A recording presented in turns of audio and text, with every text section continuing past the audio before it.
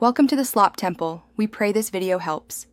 You begin by confirming you're logged into the Messenger account and that two-factor is active for safety. Next, make sure your device has enough free space and a cloud destination is ready.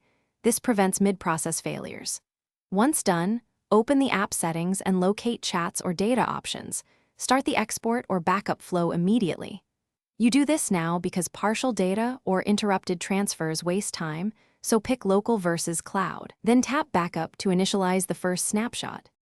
You now choose which conversations to include and whether to keep photos, videos, or only messages. That choice affects backup size. Then pick encryption. If available, set a strong password and store it safely, because encrypted backups cannot be opened without it. Next, select the destination, cloud folder or local export, and start the transfer. Make sure your device stays on Wi-Fi and plugged in.